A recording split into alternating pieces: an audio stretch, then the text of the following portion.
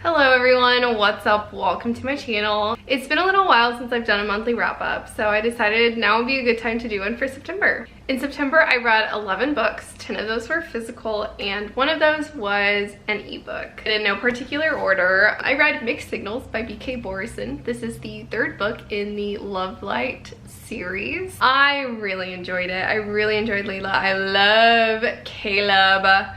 This one follows Layla, who is the baker at Love Light Farms. She just kind of decided to let go of her family's expectations and followed her best friend Stella to this little town. When Stella decided to start a Christmas tree farm, she asked Layla to join her, and Layla said why not, and started her own bakery. So we get to learn a little bit more about Layla's past, and Layla has a really bad history with dating. She just gets treated like crap, and that's what our book starts off with, is a date gone wrong, and Caleb happens to be there, gives her a ride, and the two kind of strike up this deal to kind of like practice date each other, because Caleb doesn't have a good streak with dating either. It's really cute, it's really sweet.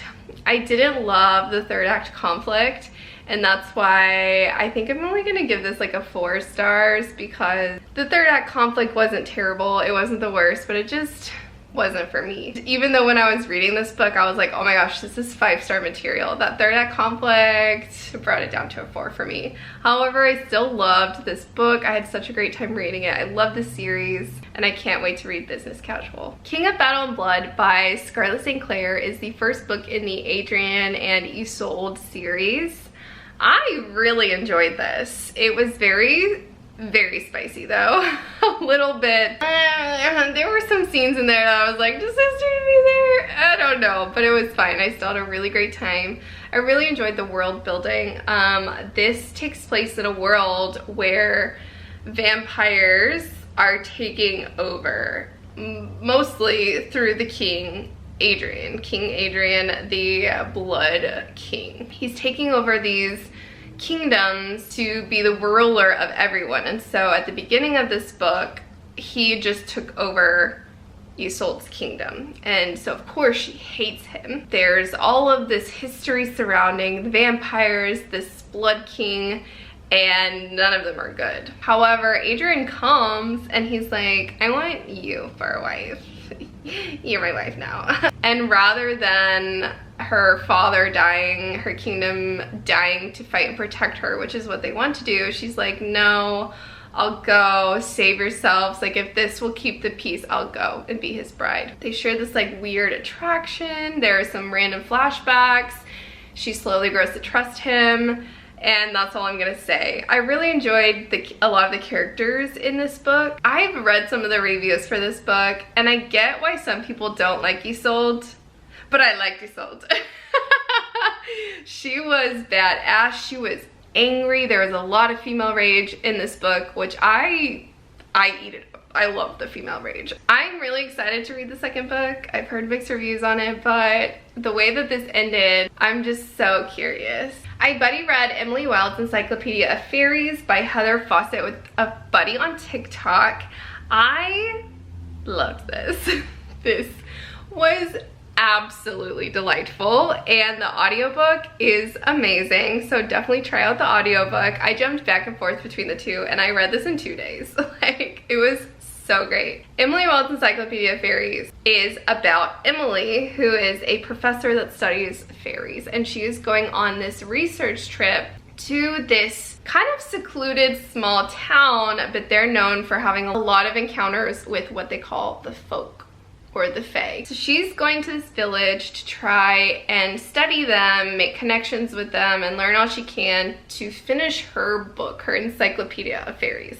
This is the last chapter. She goes, she arrives, and is not greeted in the most friendly way by the village. She has lots of ups and downs when she first arrives. And in the middle of all of this, her friend, whom she begrudgingly calls a friend, and fellow professor arrives, and he's just this charming, almost magical person. He always gets people to do what they want. People wait on him hand and foot, they fall at his feet. He's so charming, and she like begrudgingly likes him, and he just like adores her.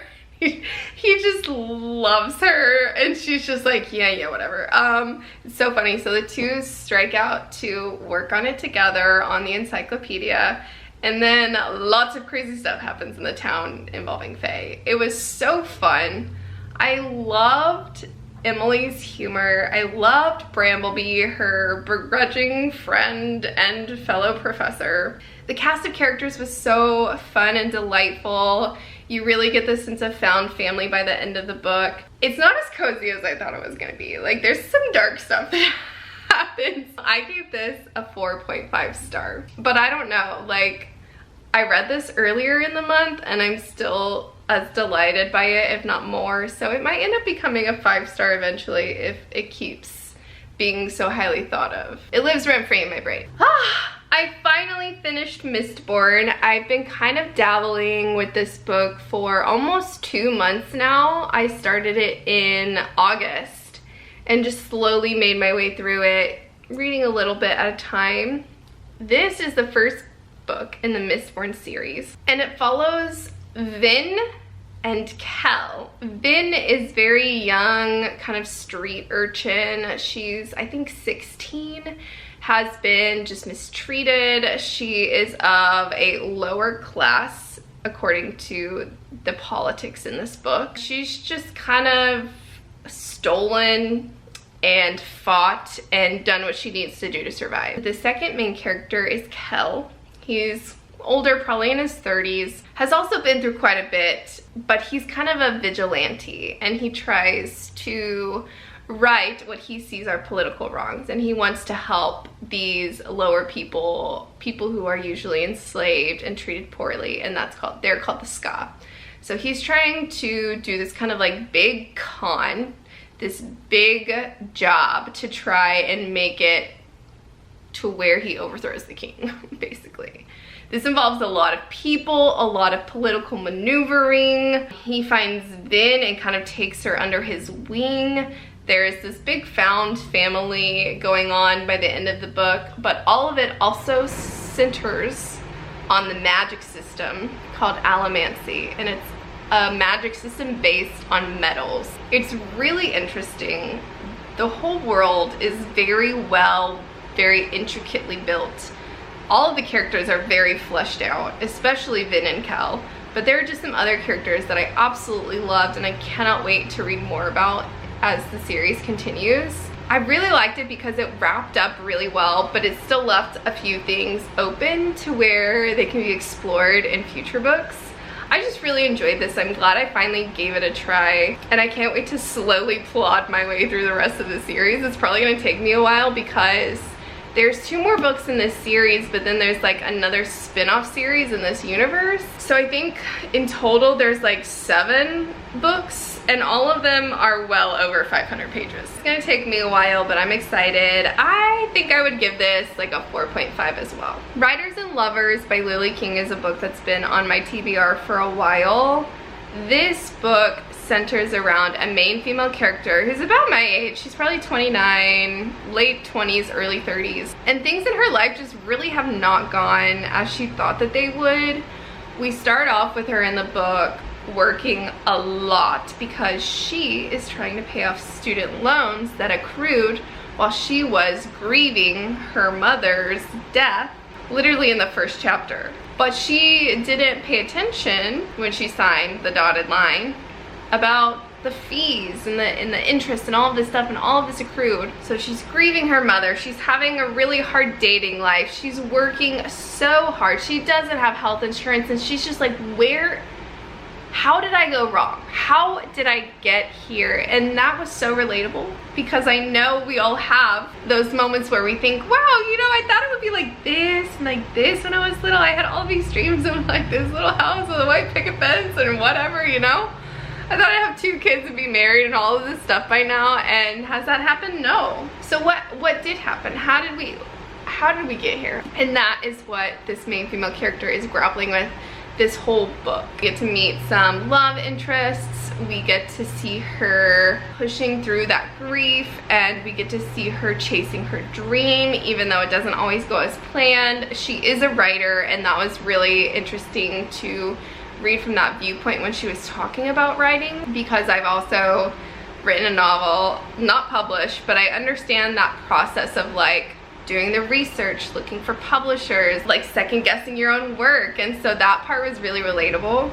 I will say reading this book was not the most fun reading experience. It wasn't the greatest reading experience. It was kind of uncomfy, but I think about this book a lot. So if I were rating my reading experience, it would probably be like a 3. But I think about this book a lot, so I think I'm gonna go ahead and give it a 4-star, because I feel like I could also recommend this book to a lot of people who would really appreciate it, and that also is really important to me as a reader and as someone who recommends books to people. So yeah, I'm gonna go with a 4-star. Kingdom of the Wicked by Carrie Maniscalco is the first book in the Kingdom of the Wicked series. I believe that's what the series is called. It's actually my first Carrie Maniscalco book, so that was kind of fun to finally pick her up, since I've seen her name again and again and again in the book community. This book was fun. It was a little bit of a wild ride. It started off really slow for me, and then kind of like a snowball, it grew in intensity and in pacing until it really just had its claws in me and I needed to know what happened next. This book follows a set of twins who are very different. They're basically polar opposites, and they are witches. Things start happening in their town. Lots of demon sightings. People are starting to go missing or showing up dead, and then Amelia finds her twin is one of the victims. She realizes that her twin had been trying to figure something out, and so Amelia takes it upon herself to figure out what her twin was doing, what secrets was she having, was she holding, what was she trying to find out, and so she takes that upon herself. It kind of becomes very devil-may-care. Ends up meeting some demons, making a bond with them somehow, and things just spiral from there. It is kind of a little bit of a mystery. There's just a lot that happens in this book. I was very confused by some of the things. Like, there are still some things I'm very confused about that I did not quite understand. So not all of the loose ends are wrapped up. For that reason, I'm probably gonna give this like a 3.5. It was fun though, like I enjoyed it, and the audiobook's pretty good too. I read You Again by Kate Goldbeck, and wow, this was a roller coaster. Everyone says this is kind of a remake of When Harry Met Sally. I'm gonna be really honest, I haven't watched that or read that, or my ignorance is showing. I have not read that, consumed that bit of media, I don't know. So I didn't have really anything to compare this to. We start off with two characters being really hot messes and really rude and mean to each other, whether accidentally or not, and just across several years they keep kind of randomly running into each other, like once a year or once every other year or something, also having really awful and rude encounters with each other. And then all of a sudden, about 20% of the way through, the two of them are kind of at a low point in their lives and running to each other again, and like their walls kind of break down and they're kinder to each other. That part I enjoyed. If this had not been gifted to me, I would have DNF'd it, because they were so pretentious and rude to each other that first 20%. I don't want to read that. I'm not here to read about people being mean to each other. Like, there's enough of that in real life. I don't need to read that. But after that 20%, things got a little better. After that, it was even more of an emotional roller coaster, kind of a friends to lovers situation. He falls first. She's very reluctant, and don't mind that she's reluctant. What I did mind though is that there was no backstory to that. She was just very flaky, very untrusting of others, but I didn't understand why. And I think if there was a backstory to that, if I understood why she felt that way and acted that way, then it would have hit more, but it didn't, and I didn't really love that. So this is like a 2.5 or a 3 if I'm feeling generous. Also, I don't understand why it's fall. Most of the stuff seemed to happen in winter. In fact, a lot of the scenes happened around New Year's. So why is this a fall themed book? Can anyone tell me that? Then I read Love and Other Words by Christina Lauren as part of my Booktubers Choose the Books I Read. I had a really fun time reading that. It ended up taking a little longer to finish filming that than I had anticipated, and this was the reason why.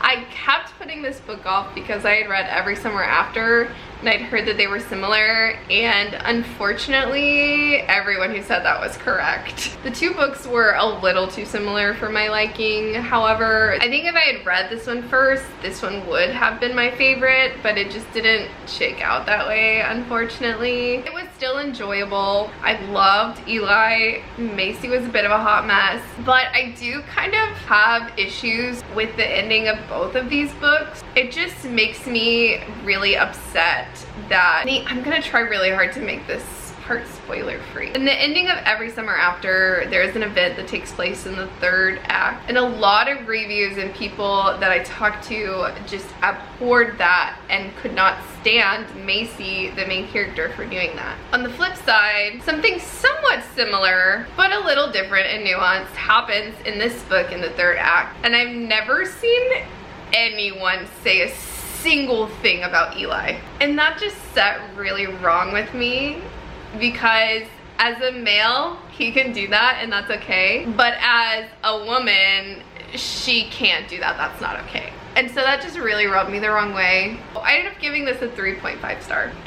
Angelika is actually Angelika Makes Her Match by Sally Thorne. I always called it Angelika. It's Angelika with a K. This one was interesting. On the same train as you again, the first 20% of this book was not it. I almost DNF'd it. It was weird and a little bit gave me the ick.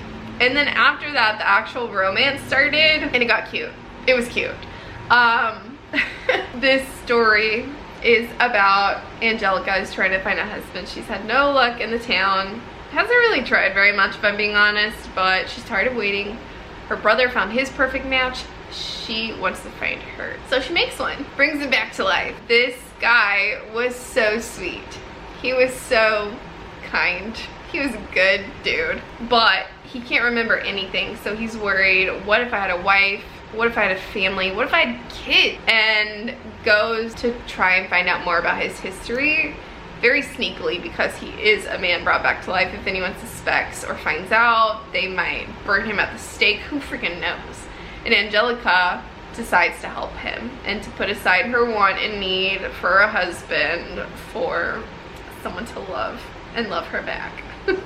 And decides to help him. And along the way, she kind of learns more about herself. He really challenges her to be a better person, and I loved that part a lot. I enjoyed that part a lot. I understand some people's qualms with it.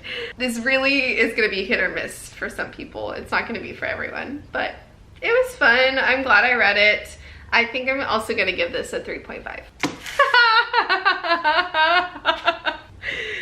Oh man, I could have a whole separate video for this book. I read Powerless by Lauren Roberts. I also buddy read this with a friend on TikTok, and I have thoughts about this book. First off, this book is about Peyton, who is a young thief. I think she's like 16, 17, 18, you know, that age for all the young adult fantasy books. She lives on the streets now and has ever since her father was mercilessly killed by the king. Scrapes her way by with her friend, and it's a rough time, but you know, they make do. They protect each other. One day, she's thieving from this guy and then later sees him getting beaten to a pulp. Decides to help save him. Turns out he is one of the princes. Not the prince who's the heir, he is the second prince who is the enforcer. He's kind of like the militaristic dude, protecting the kingdom and getting all the bad people and doing the dirty work. So she saved him accidentally, and people saw her do that and decided that she gets to join that year's games. Every 5 years, this kingdom has a set of games where they just battle to see who wins. And killing is not off the table. Like, you don't have to kill, but you can. So of course people are killing people, you know what I mean? Like, of course. I don't really know how people get chosen for this. It's not like where you draw a name out. It's just like you're just chosen by who knows what to be on this list to be in the games. And the games have like 3 different trials that they have to survive or win, and then that's it. You just win. I don't know what you win, but you just win. Hayden gets chosen to be in the trials. She is in the kingdom, in the castle for a little while, and gets to know the princes a little bit better. For whatever reason, people in the trials hate her and want her for I don't know why. Okay, so that's the gist of the story of this 500-page novel. It wasn't a bad time. Like, it was enjoyable. There were some really fun, enjoyable components to this. The slow burn was so good, y'all. Like, this was a really fun slow burn. The banter was fun. I understood why Peyton was so, like, some people say that the enemies to lovers in this is a little bit weak, but I understand why Peyton was so resistant and for so long. Like, I get that. She should hate this boy in this family. I'm trying to say this without spoiling things. I think I'm gonna have to add spoilers, you guys. So if you don't want spoilers, skip to this part. This is such a collection of so many books that I have read. It is obvious that Lauren Roberts loved writing this. She had a good time. She loved reading other books like this, because this has like the Hunger Games, this has the Red Queen, this has the Selection, even a little bit of a Divergent written all over it. And I love that. I don't mind taking components of those books and those stories, because isn't that what stories are? Taking these components, taking these parallels, and changing them up just a little bit, giving a different backstory, giving a different bit of trauma, giving a different bit of action. But here are the things that I could not be okay with. For example, Peyton has been learning a lot of these skills from her father growing up. But why does her #1 skill have to be archery? Why couldn't it be like knife throwing? She grew up in the slums. Where do you have room in the slums to have enough space to learn archery? You need like 50 feet. You need dozens of yards. It's not like she has a backyard that big. Okay, that's #1. #2 is in the trials. The first one, they wake up in the forest. Very similar to in the Hunger Games. It's a mad dash of fighting for supplies. People are watching them. While they're in this arena during this battle, what do they get attacked by? None other than wolves. Why does it have to be wolves? Why can't it be like a bear or a mountain lion or something? Why does it have to be wolves? Just like Hunger Games. Also, they get attacked by snakes so many times, which I have no problem with. But if you think about it, snakes like arid, dry, hot environments. There's not going to be wolves living in arid, dry, hot environments. But it's a fantasy world, so maybe it could be. Yeah, maybe it could be. And then it really had Selection vibes, because she lived in the palace for a little bit and she became friends with her maids, just like America in the Selection. And then of course her maids make her like the coolest dress that makes her stand out against everyone in their balls. There's a love triangle, very similar to the Red Queen with the brothers. Oh, and then the trials, they have like interviews before the trials to get people to like them, because they have to vote for them, which never really came up, like why that was important. That never really like kicked anyone off of the trials. It never got anyone any benefit. So I don't really understand why people were voting, which felt very similar to the Hunger Games, where if you got people to like you, they would send you stuff.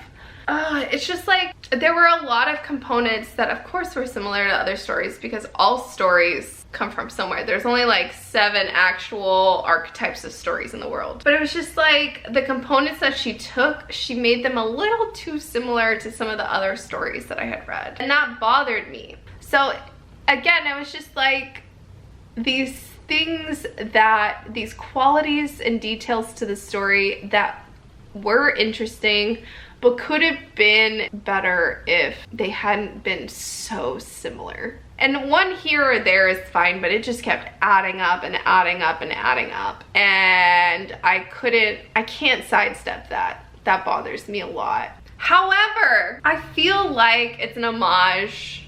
It's a love letter to those books. Because I can feel the passion she had for these kind of stories in the writing. But it's just a little too similar. I wish she had tweaked a little bit more, you know? And then I would have been happier with this book. Yeah.